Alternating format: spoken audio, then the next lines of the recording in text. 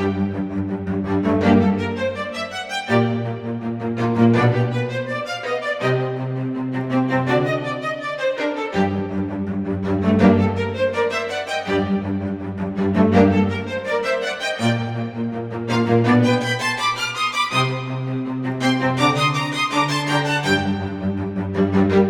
চ্যানেলটা যবে থেকে আমি বানিয়েছি তারপরে আমি আপনাদের জন্য অনেকগুলো অ্যাকোরিয়ামস বানিয়ে দেখিয়েছি। এই অ্যাকোরিয়ামসগুলোর মধ্যে যেটা আমি এর মেন প্রায়োরিটি দিতাম সেটা হলো এর হার্ডস্কেপ। মানে আমার ট্যাঙ্কে হার্ডস্কেপটা বেশি থাকবে, প্লান্টস কম থাকবে। মানে প্লান্টসও বেশি থাকবে, হার্ডস্কেপটা মেন হাইলাইট হবে। আজকে আমি এই যে ট্যাঙ্কটা দেখছেন এটা সেট আপ করে দেখাবো। কিন্তু এখানে আমি যেটা করব বা করেছি সেটা হলো মিনিমাম হার্ডস্কেপ, ম্যাক্সিমাম প্লান্টস। মানে এখানেও আমি উড, স্টোন এগুলো ইউজ করেছি, কিন্তু এখানে মেন হাইলাইটটা হার্ডস্কেপ হবে না, এর মেন হাইলাইটস হবে অনলি প্লান্টস।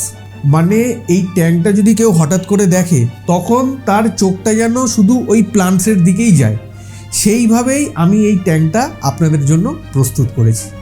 নমস্কার বন্ধুরা, আমি শুভ, আর চ্যানেলের নাম হলো দ্য বং অ্যাকোয়াস্কেপার। আর এরকম আরও প্ল্যান্টেড অ্যাকোরিয়াম রিলেটেড ভিডিও পাওয়ার জন্য প্লিজ চ্যানেলটাকে সাবস্ক্রাইব করে পাশে রাখা বেল আইকনটাকেও প্রেস করে দেবেন। চলুন তাহলে চটপট করে সেট আপ থেকে শুরু করা যায়।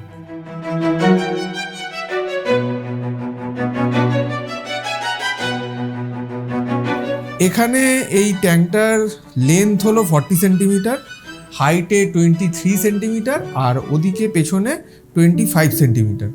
তো চলুন তাহলে এবারে শুরু করা যাক।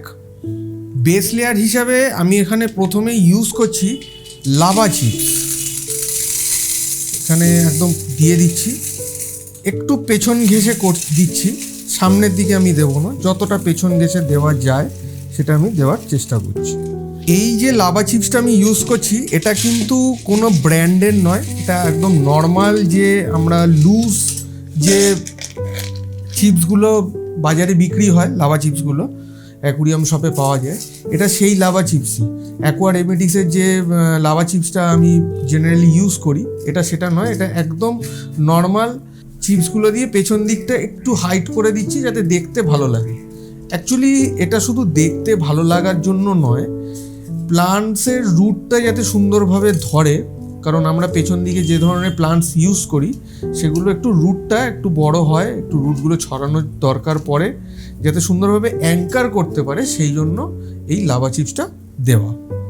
তো আপনারা দেখতে পাচ্ছেন যে লাভা চিপসটা আমি কীভাবে দিয়েছি, একদম পেছন দিকটা করেই আমি দিয়েছি, যাতে সামনের দিকে আমার তো দরকার নেই, পেছন দিকেই দরকার, কারণ যে ধরনের প্লান্টসগুলো পেছন দিকে বসবে সেই প্লান্টসের অ্যাঙ্কারিংয়ের জন্যই এই লাভা চিপসটা কিন্তু দেওয়া। তো নেক্সট আমি এখানে ইউজ করব এডিএস সুপার পোর। এটা একটা ব্যাকটেরিয়া, এটা এভাবে খুলে যায়, এখানে এর মধ্যে 3টে ব্যাকটেরিয়া থাকে এরকম কাচের শিশির মধ্যে। পরপর আমরা দিতে থাকবো, যেমন প্রথমে আমরা দেবো এই যে ব্যাকটার 100, যেটা এইটা আমরা দেবো। এটা এই মুহূর্তে ট্যাঙ্কে যেটা যাচ্ছে এটা হচ্ছে ব্যাকটার 100, মানে এটা অ্যাকচুয়ালি 100 রকম ব্যাকটেরিয়া এর মধ্যে রয়েছে। এরপরে দিচ্ছি টরমালন বিসি।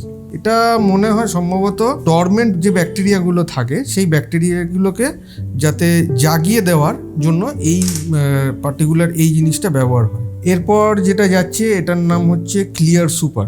এটা ব্যাকটেরিয়ার খাবার বলতে পারেন, মানে যে ব্যাকটেরিয়াগুলো ঘুম থেকে উঠবে সেই ব্যাকটেরিয়ার খাবার হিসেবে এটা ইউজ হবে। তো আমি ব্যাকটেরিয়াগুলো সব দিয়ে দিলাম। এরপর নেক্সট স্টেপ হবে সয়েল দেওয়া। আচ্ছা, একটা জিনিস একটু খেয়াল রাখবেন, ফ্রন্টে যাতে কোনো রকম এই ধরনের চিপস হোক বা আপনি নিচে বেস লেয়ারে যেটাই ইউজ করছেন, ব্যাকটেরিয়া হোক, চিপস হোক, যে এইগুলো যাতে ফ্রন্টের দিকে না আসে। ফ্রন্টের দিকে আসলে কিন্তু যখনই আমরা সয়েলটা দেব তখন তলা দিয়ে লাভা চিপস বলুন বা ব্যাকটেরিয়ার ওই গুঁড়োগুলো বলুন, এইগুলো যখন নিচে বেস লেয়ারে দেখা যাবে না সয়েলের তলা দিয়ে, তখন দেখতে খুব বাজে লাগে। তাই চেষ্টা করবেন যতটা সম্ভব সামনে ফ্রন্টের পোর্শনটা যাতে পরিষ্কার করে রাখা যায়। এরপরে নেক্সট স্টেপ হচ্ছে আমি এখানে সয়েল দিচ্ছি। সয়েল হিসাবে আমি এখানে ট্রপিকা সয়েল ইউজ করছি। এই মুহূর্তে আমার কাছে ট্রপিকা সয়েলই আছে। আমার এডিএ ইউজ করার ইচ্ছা ছিল, কিন্তু ট্রপিকা যেহেতু আমার কাছে এই মুহূর্তে রয়েছে তাই ট্রপিকাটা ইউজ করছি। সয়েল একবারে ফেলবেন না, আস্তে আস্তে ফেলবেন। যদি আমি যেভাবে প্যাকেটে করে ফেললাম সেভাবে যদি ফেলার অভ্যাস না থাকে, নর্মাল কোনো মগে করে বা গ্লাসে করে তুলে আপনি দিতে পারেন। আর সয়েল সবসময় অল্প অল্প করে ফেলবেন, এইভাবে সুন্দরভাবে চারিদিকে ছড়াবেন। তারপরে যদি সয়েল লাগে তখন আপনি আবার সয়েল দেবেন। সয়েল দিয়ে মোটামুটি কিন্তু একটা হাইট অবশ্যই তুলতে হয়। যেমন সামনের দিকটা অ্যাটলিস্ট 2 ইঞ্চি তো আপনাকে করতেই হবে, পেছনের দিকটা 3 ইঞ্চি 4 ইঞ্চি করাটা জরুরি। সো মোটামুটি সয়েলটা আমি পুরো লেয়ারিং করে দিয়েছি। এখানে শুধু একটা মাপ একটু নেওয়ার আছে, সেটা হচ্ছে সামনেটা চেষ্টা করবেন যাতে 2 ইঞ্চি মতন সয়েলটা দেওয়া যায়। এখানে যদি একটু দেখেন মোটামুটি আমি 2 ইঞ্চি একটু বেশি সয়েল হয়েছে, ঠিক আছে। তো সামনে যেহেতু আমার কার্পেটিং প্ল্যান্টস হবে তার জন্য এইটুকু সয়েল ঠিকঠাক আছে। পেছনে একটু বেশি দেওয়াটা প্রয়োজন। যদি পেছনে আমি যদি একটু এটা ঢোকাই স্কেলটা, তাহলে অলমোস্ট 3 ইঞ্চি কি 3.5 ইঞ্চি মতন হয়েছে। তো পেছনে একটু সয়েলটা দরকার বেশি। এক তো এরকম ঢালু টাইপের একটা যখন হয় তখন দেখতে বেশ ভাল লাগে, মনে হয় অনেকটা ডেপথ আছে অ্যাকোরিয়ামটার মধ্যে। এছাড়া পেছনে সয়েলের হাইটটা একটু বেশি করার কারণ হচ্ছে আমরা যখন ব্যাকগ্রাউন্ড প্লান্টস রাখবো তখন সেই প্লান্টসগুলোর একটু তো বেশি সয়েলের হাইট দরকার হয়, কারণ প্লান্টসগুলো একটু বড় বড় হয়, তাই জন্য তাদের সয়েলের হাইটও বেশি দরকার হয়। প্লাস তাদের রুটগুলো যাতে সুন্দরভাবে অ্যাঙ্কারিং করতে পারে নিচে গিয়ে, তার জন্য সয়েলের হাইটটা কিন্তু প্রয়োজন। এবারে আমরা একটু হার্ডস্কেপ করব। হার্ডস্কেপ হিসাবে আমি এই উডটা বেছে নিয়েছি। উডটা খুবই সুন্দর একটা স্ট্রাকচার রয়েছে, দেখতে বেশ ভালো লাগছে। এর মধ্যে এখনও জল লেগে আছে, কারণ এই উডটা অলরেডি আমার সিজন হচ্ছিল কদিন ধরে, যাতে উডের সাথে যে কালো ময়লাটা থাকে উডের গায়ে সেগুলো যাতে সব বেরিয়ে যায়। এটা অলরেডি দেখতে বেশ ভালো লাগছে, কিন্তু এই জায়গাটা একটু খালি খালি লাগছে, তাই জন্য আমি এইখানে এক্সট্রা একটা ছোট্ট পিস জাস্ট এরকম অ্যাড করে দেবো। তো মোটামুটি স্কেপটা এরকম দাঁড়িয়েছে। এবারে কিছু স্টোন আমি অ্যাড করে দেখবো যে কীরকম লাগে। তো আমার হার্ডস্কেপ মোটামুটি রেডি। আমি এখানে 3টে কোর্স লাভারক ইউজ করেছি। যদি একটু কাছ থেকে দেখাই তাহলে এই রকম দেখতে হয়, এই রকম গোল গোল দেখতে হয়, খুব সুন্দর দেখতে এই স্টোনগুলো। তো এটাই আমি এখানে ইউজ করেছি। এবারে এই স্টোনের সাথে উডের সাথে মানে উডটা যাতে শক্ত করে হার্ডস্কেপের সাথে বসে যায় তার জন্য এই গ্লুইংগুলো একটু জায়গায় জায়গায় করে দিতে। এখানে আমি যদি একটু দেখাই, আমি অ্যাটাচমেন্ট করেছি এইখানে, এখানে আর এখানে।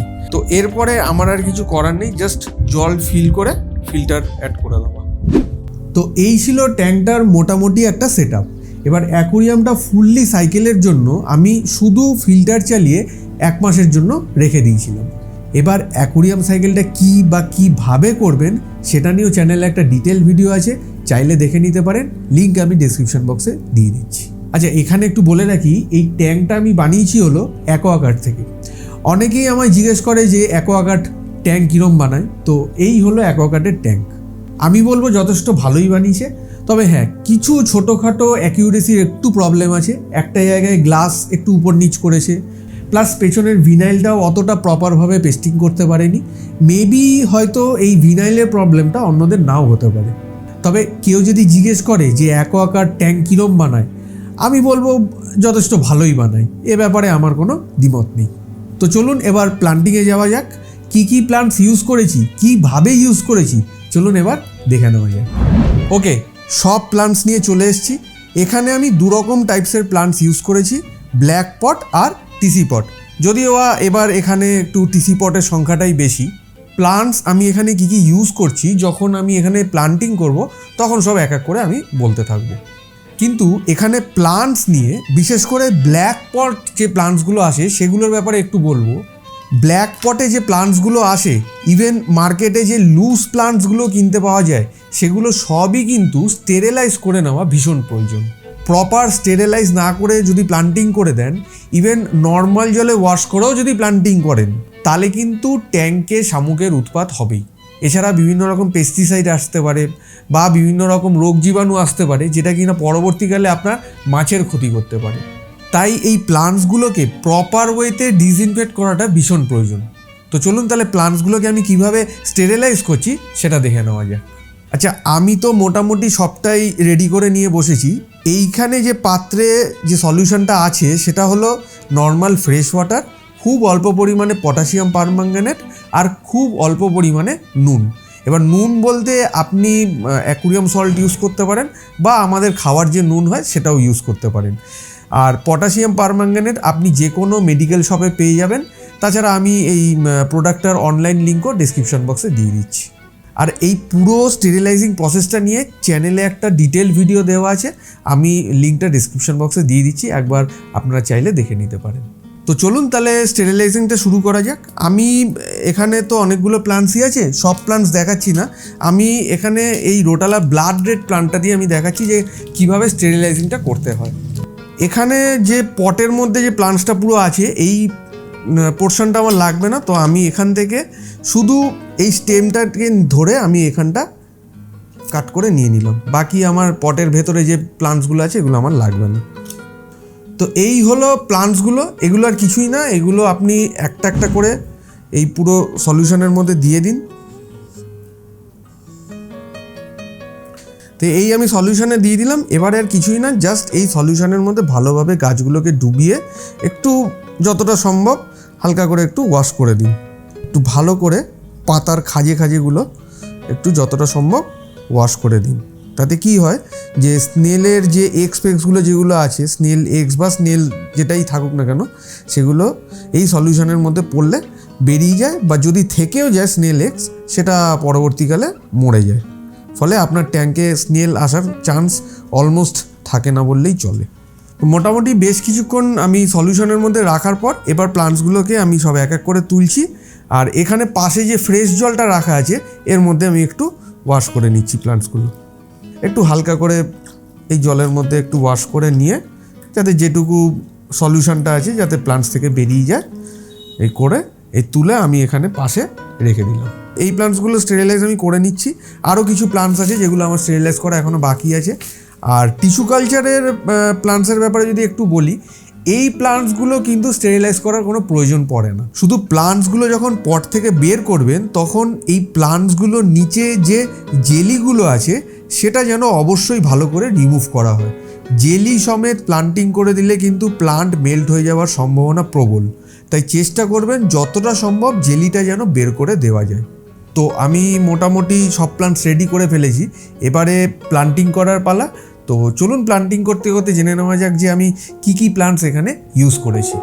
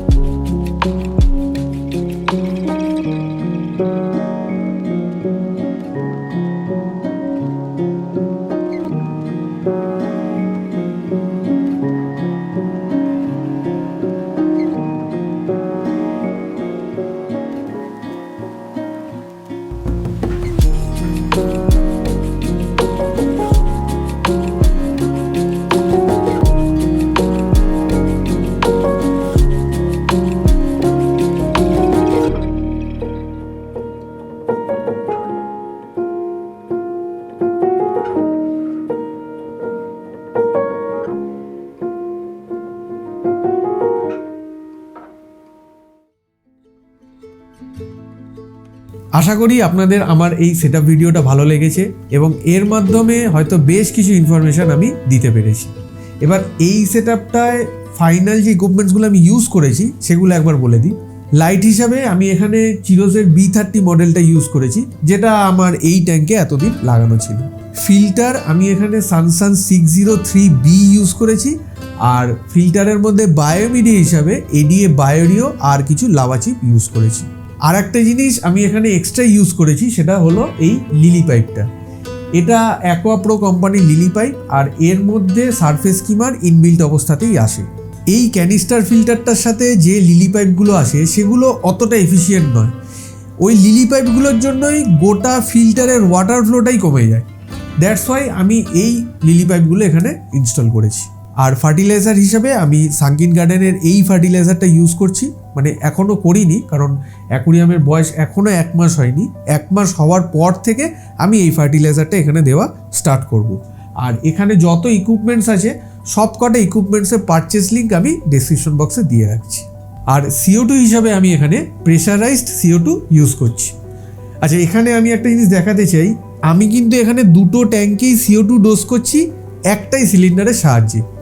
CO2 স্প্লিটারের সাহায্যে কিভাবে মাল্টিপল ট্যাঙ্কে CO2 ডোজ করতে হয় সেটা নিয়েও আমি একটা ভিডিও আপনাদের সামনে নিয়ে আসবো। আর একটা ভিডিও আনবো যেটা কিনা আমার মনে হয় খুবই ইম্পর্টেন্ট এবং অনেকেই জানতে চায়, সেটা হলো এই ফুল সেটআপটা বানাতে আমার কত খরচ পড়েছে। এছাড়া আরও নতুন নতুন ইনফরমেটিভ ভিডিওস তো আমি আনতেই থাকবো। সো জানাবেন কেমন লাগলো ভিডিওটা, আর যদি কোনো পয়েন্ট নিয়ে কোনো রকম প্রশ্ন থাকে তাহলে অবশ্যই কমেন্ট বক্সে জানান। আর এই ভিডিওটা যদি আপনাদের একটুও ভালো লেগে থাকে, একটুও যদি ইনফরমেটিভ বলে মনে হয়, তাহলে প্লিজ ভিডিওটাকে লাইক, শেয়ার অ্যান্ড সাবস্ক্রাইব করে দেবেন। আর আপনারা যদি বং অ্যাকোস্কেপার ফেসবুক গ্রুপে জয়েন না হয়ে থাকেন, জয়েন হয়ে যেতে পারেন, গ্রুপের লিঙ্ক ডেসক্রিপশন বক্সে পেয়ে যাবেন। আর প্লান্টেড অ্যাকুরিয়াম রিলেটেড যদি কোনো ডিসকাশন করার থাকে তাহলে আমার ফেসবুক লিঙ্কটাও ডেসক্রিপশন বক্সে দিয়ে দিচ্ছি, ওখানে মেসেজ করে আমার সাথে সরাসরি কথা বলতে পারেন। সবশেষে একটা কথা বলেই শেষ করতে চাই, যারা নতুন প্লান্টেড অ্যাকুরিয়াম বানাতে চাইছেন, আমি বলবো যে হার্ডস্কেপের দিকে না গিয়ে আগে প্লান্ট গ্রো করতে শিখুন। এরম টাইপের অ্যাকুরিয়ামগুলো বানিয়ে আপনি সেই এক্সপেরিমেন্টগুলো করতে পারেন। যে প্লান্টসগুলো আমরা মার্কেট থেকে কিনি সেগুলো বেশিরভাগই এমমার্সড অবস্থাতে আসে, সাবমার্সড অবস্থাতে কিন্তু তাদের লিভ স্ট্রাকচারও অন্যরকম হয়ে যায়। সো সেই ট্রান্সফরমেশনগুলো কিন্তু জানা প্রয়োজন, দেখা প্রয়োজন। অ্যাকোয়াটিক প্লান্টসের এই ট্রান্সফরমেশনগুলো যদি আপনার জানা থাকে, তাহলে পরবর্তীকালে আপনি যখন প্রপারভাবে হার্ডস্কেপ করবেন তখন কিন্তু আপনি সঠিক জায়গায় সঠিকভাবে প্লান্টসগুলো অ্যাপ্লাই করতে পারবেন। তাই যারা একদম বিগিনার লেভেলে আছেন তাদের আমি সাজেস্ট করব এই রকম লেআউট দিয়ে শুরু করতে পারেন। চলুন তাহলে দেখা হচ্ছে নেক্সট কোনো ভিডিওতে। Till then tata, bye by.